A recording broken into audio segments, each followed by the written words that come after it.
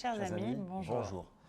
Nous avons le plaisir de vous retrouver en direct d'un salon pas comme les autres, sur le stand Chopard du salon Watches and Wonders de Genève. Exactement. Ok. On a vu des nouveautés exceptionnelles aujourd'hui. Vous savez que nous sommes dans la 30e année de la création de la manufacture Chopard, 1996, année décisive, année importante pour Carl Friedrich Scheffele, co-président de Chopard avec la présentation du premier calibre de manufacture 1,96. Et on vous a présenté il n'y a pas très longtemps avec Valentin une grande strike. J'espère que tu l'as évidemment visionné, cette très très belle vidéo avec cette grande sonnerie absolument magnifique, témoignant de tous les savoir-faire de Chopard en matière de répétition minute. Pour célébrer ce magnifique anniversaire, on a vu la présentation de quelques pièces à LUC de toute beauté, sache-le, et en particulier une qui me touche directement en plein cœur, la LUC 1860, et réédition d'une pièce de 1997, 36,5 mm de diamètre, acier Lucent Steel, cadran en or, guilloché à la main, encore avec des vieux tours à guillocher, un bleu Areuse, tu sais, c'est la rivière qui passe juste derrière la manufacture de Fleurier.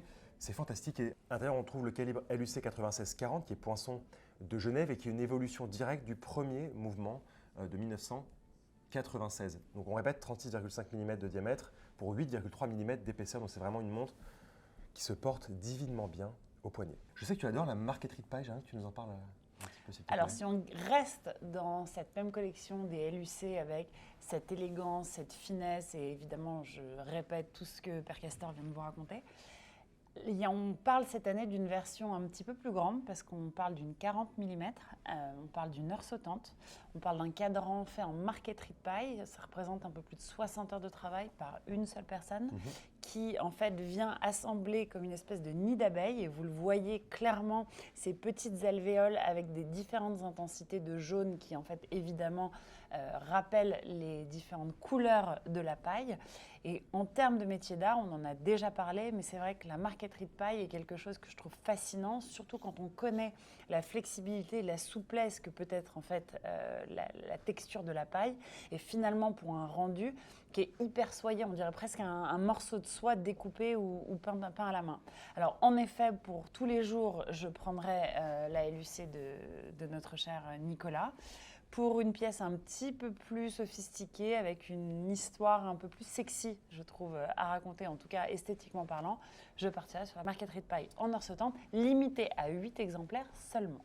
Et je vous rappelle que sur cette LUC Quattro Spirit 25, vous avez la technologie Quattro de Chopard, à ne pas confondre avec celle d'Audi, 4 barillet, 8 jours de réserve, de marche, c'est juste magnifique. Et le fait d'avoir ce Louis-Ulysse Chopard stampé sur le verre saphir, ça donne de la profondeur. Évidemment, on ne va jamais dénaturer le cadran en marqueterie de paille.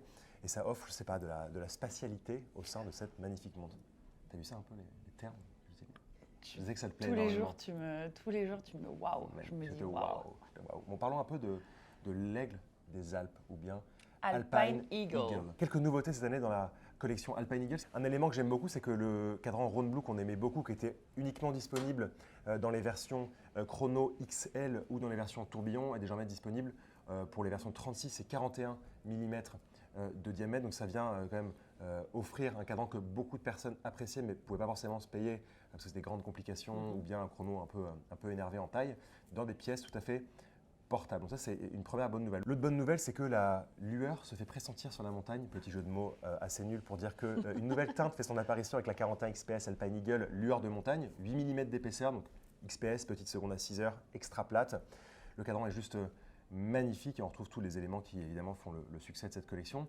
Et enfin, on peut parler d'antimagnétisme et un antimagnétisme à la Chopard que j'aime beaucoup parce que vous savez aujourd'hui quand on va faire de l'antimagnétisme, on utilise des spiraux en silicium, c'est-à-dire quand le spiral ne marche pas, où on doit le changer, on le jette à la poubelle et on en met un autre. Mais ici, il a été choisi un alliage de nobium et zirconium pour ce spiral. Et donc, c'est-à-dire que l'horloger peut régler, réparer le spiral plutôt que le jeter. Donc, encore une fois, on est dans une idée de durabilité qui est très importante pour le cœur de Chopard. Voilà, c'était ma petite intervention Alpine Eagle. Oui, mais ce qui est intéressant, et je pense qu'on peut le redire, parce qu'évidemment, on parle d'Alpine Eagle depuis plusieurs années, on parle de différentes itérations de cadran, on parle de différentes itérations de complications ou de taille.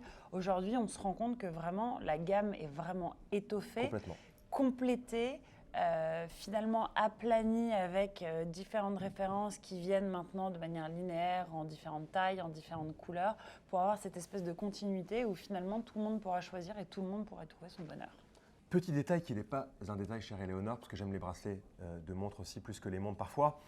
Sur la Alpine Eagle, désormais, le bracelet a été largement retravaillé. En partie avant, tu sais, on devait clipser, déclipser le bracelet à double déployante. Et aujourd'hui, ont été ajoutés 2 boutons poussoirs, d'ailleurs, qui ont été aussi usinés, travaillés, décorés. Enfin, ils sont très jolis. Et le propriétaire peut venir régler sa montre entre 2,5 mm et 5 mm, tout seul comme un grand, si jamais il a un peu le poignet qui gonfle parce qu'il était au restaurant, parce qu'il fait chaud, enfin, j'en sais rien, plein Qu'il a d'histoires comme bu, ça. Parce qu'il a plein de choses. bu Très bien. des jus de fraises, des jus de kiwi. Voilà. Est-ce qu'il ne serait pas l'heure du diamant, chère Éléonore? Il est sur les jeux de mots ce matin. Voilà, je suis chaud là. Vous vous souvenez, l'année dernière, on célébrait les 50 ans de l'heure de diamant. Évidemment, l'heure de diamant est un pilier très fort dans les collections de joaillerie et d'horlogerie chez Chopard. L'année dernière, on avait cette Magic Box avec tous ces cadrans de couleurs, avec des pierres dures allant de l'agate à la turquoise, en passant par l'onyx, en passant par la nacre. Et la particularité, je ne sais pas si vous vous souvenez, c'est qu'il y avait 2,2 carats de diamant, ce qui était hyper grand compte tenu du diamètre de la montre qui était hyper petit. Évidemment, je joue sur les hyper pour vous rendre compte du contraste. Cette année, avec l'heure de diamant, j'ai décidé de choisir 2 pièces que je trouve particulièrement intéressantes. D'abord, évidemment, un retour en arrière avec une représentation d'une icône des années 60, avec une boîte coussin.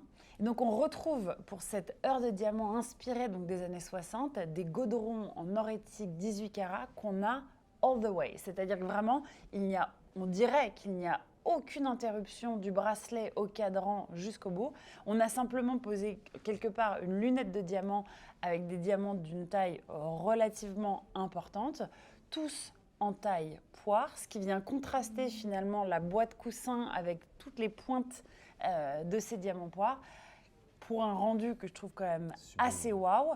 Si vous aimez cette version finalement assez vintage, évidemment remasterisée sur un look contemporain, vous avez une version un peu plus classique avec un cadran en onyx, un bracelet noir, mais vous retrouvez toujours ces diamants poires qui surélèvent cette lunette coussin. Et si je ne m'abuse, et je pense qu'il est important de le préciser, étant donné qu'on est toujours à se dire, oui, les petites montres féminines, de femmes avec des etc., diamants. on met des quartz dedans, et là, on a quand même des tout petits mouvements mécaniques et un montage automatique fort bien travaillé par Chopard. Petite précision, on pense souvent que sur une pièce petite, a fortiori joaillère, on retrouve du coup de l'épaisseur pour pouvoir loger ce mouvement.